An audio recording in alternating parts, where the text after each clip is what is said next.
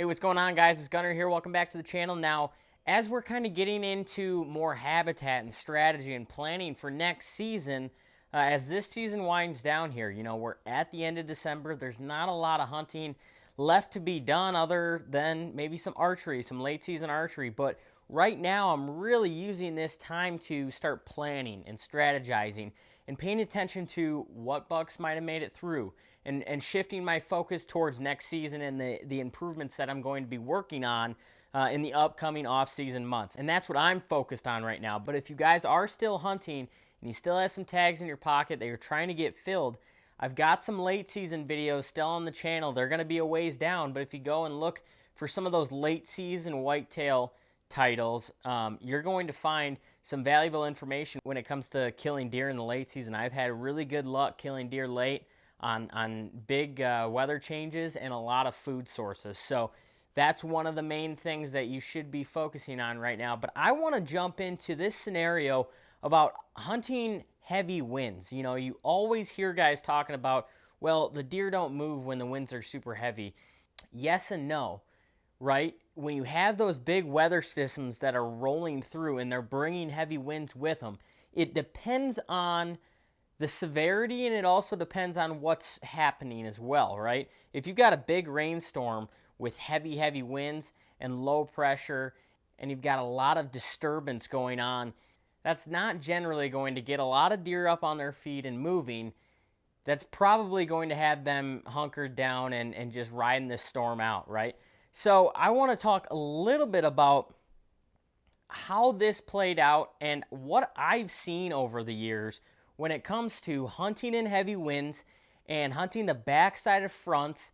And it actually was a perfect scenario for this exact situation this year on October 31st, Halloween, that morning, that full day sit that I did and ended up killing.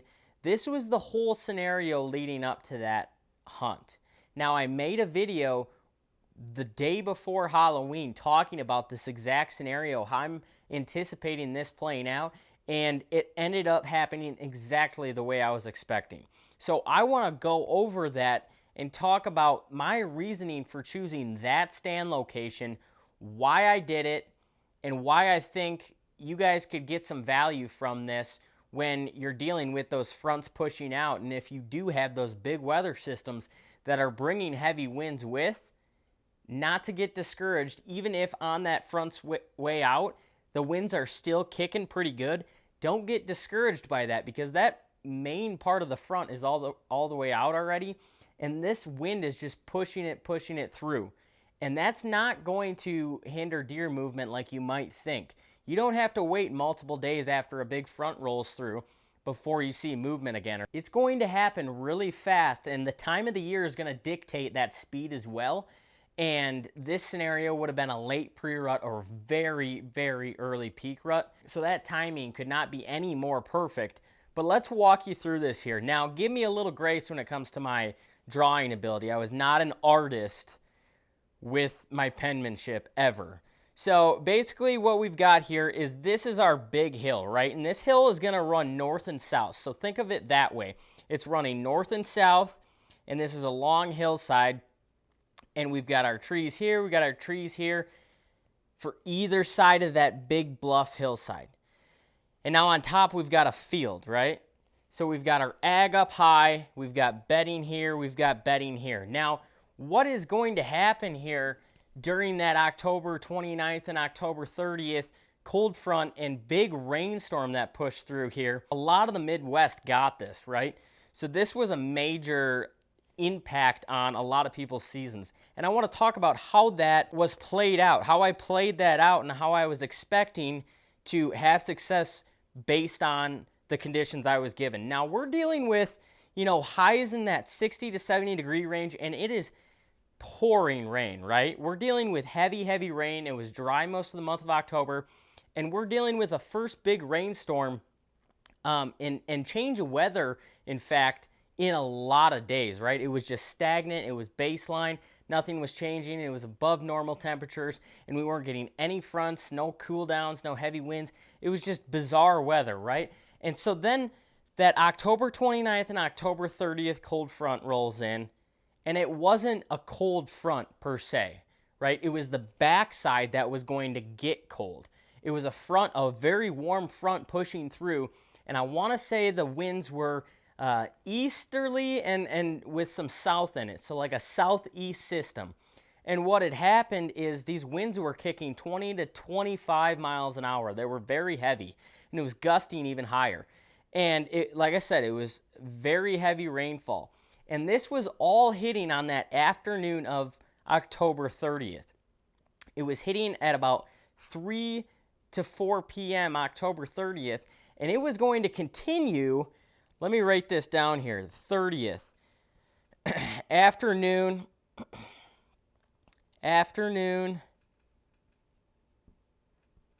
through the evening. So it's raining this entire time, on and off, heavy, light, a lot of different combinations, but it's just nasty weather, and it's blowing that entire time.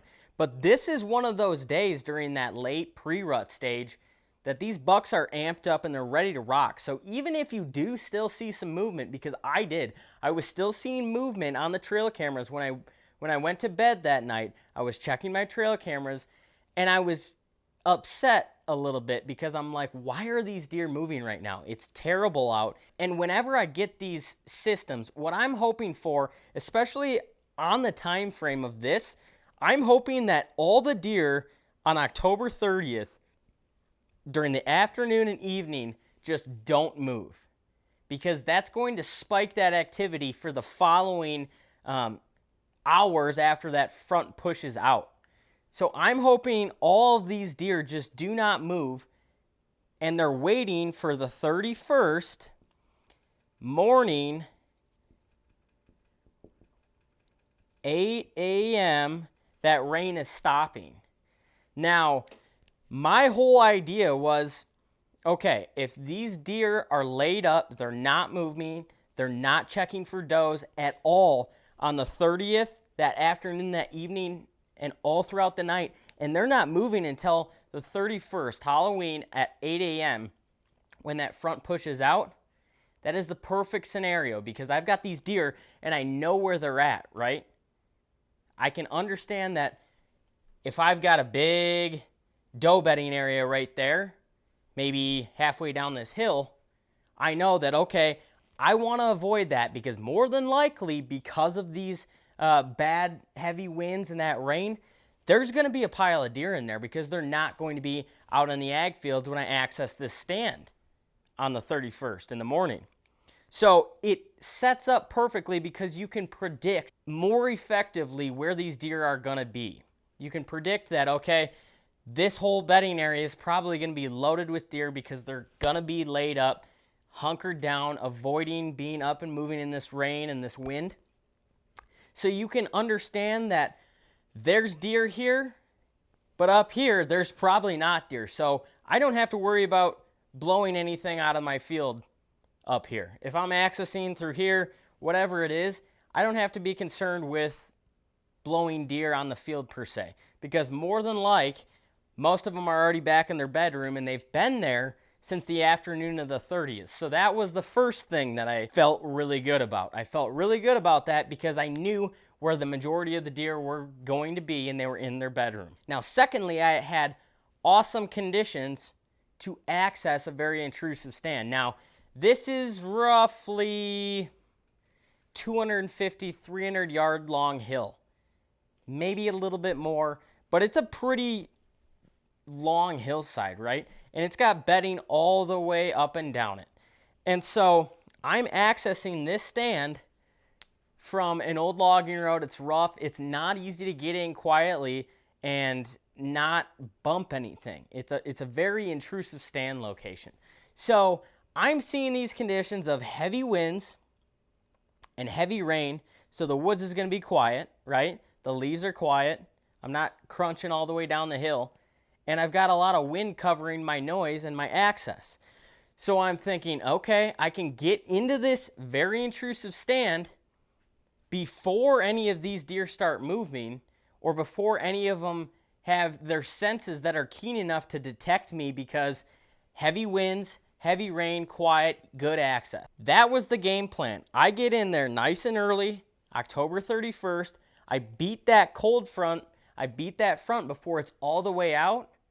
I beat it into the stand, and I sit there and I hunker down until that front passes through.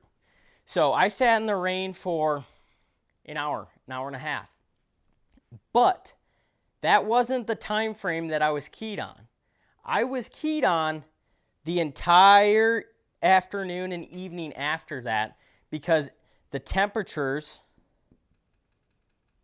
were dropping steadily all day long. And they were bottoming out about 40 degrees at the end of Halloween evening by dark. So we're starting at roughly 70, 60s, 70s. When that front hits, no movement.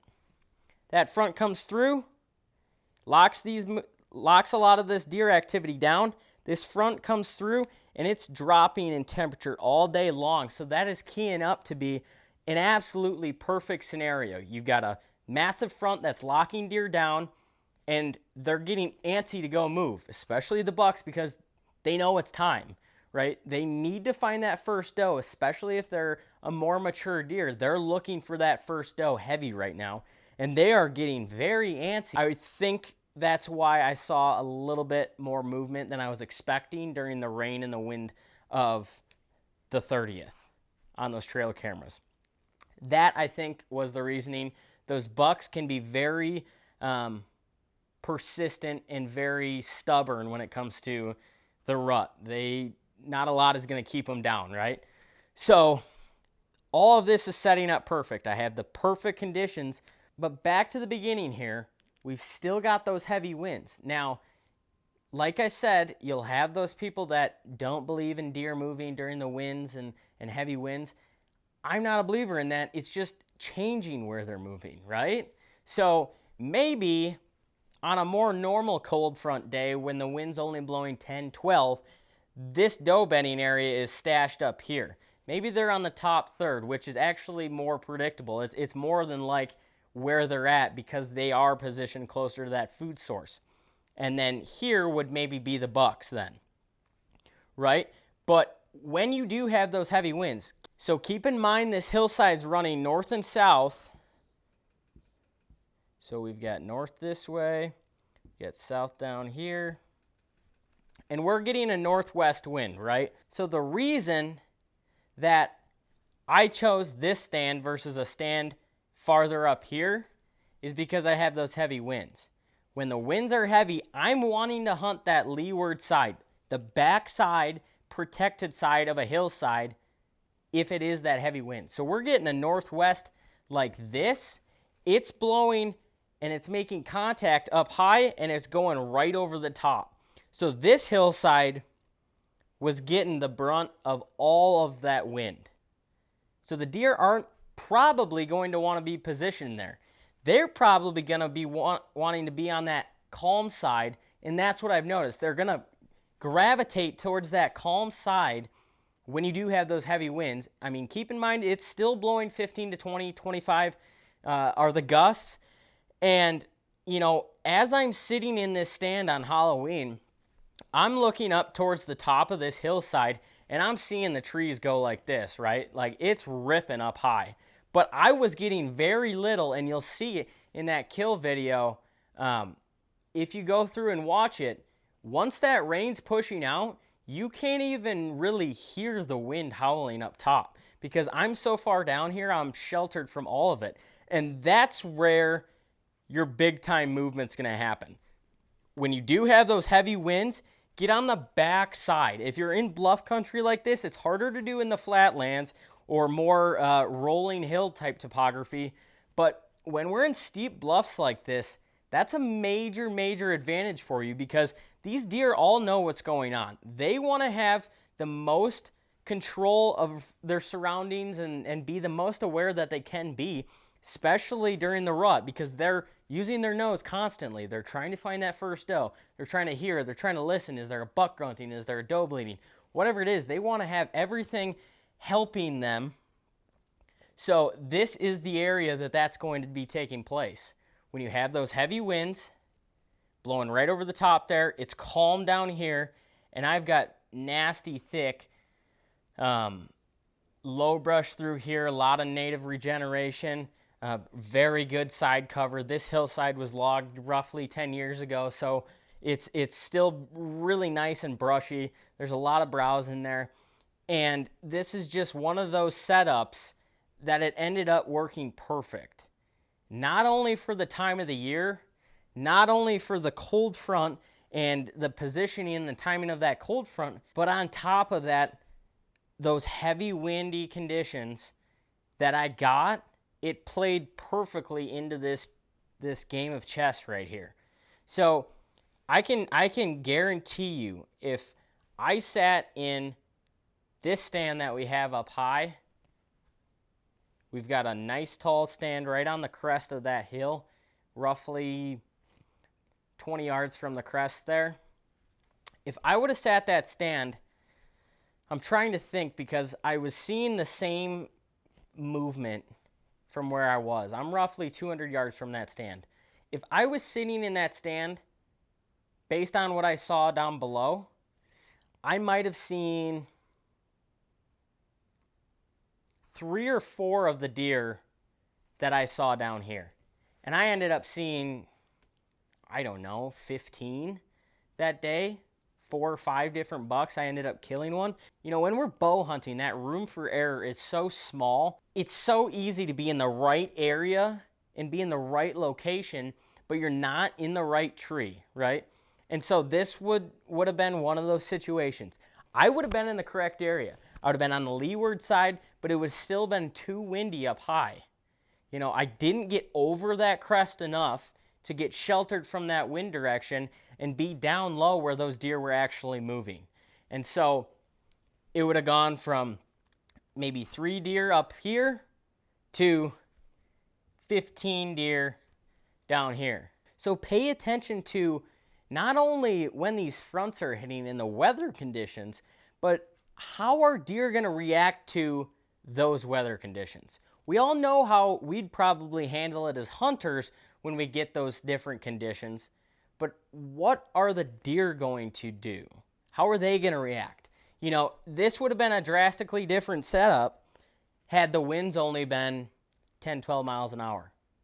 Then this stand would have been just fine because those deer would have creeped up that hill a little bit more because they're not trying to get out of the heavy winds and all the disturbance that's going on up on the ridge tops. That was the whole scenario. That was what I talked about the day before Halloween. I kicked that video out. I'm like, this is a big opportunity, you guys. This is one of those fronts that as soon as it pushes out, everything is going to cut loose. We're getting that big temp drop that we've been waiting for all season, all pre-rut. We didn't get virtually any cold fronts after the second week of October. It was not good. So when you get that first good one and the timing matches up with late pre-rut, very early peak rut, you better have a dynamite setup and a plan to go in there and make it happen.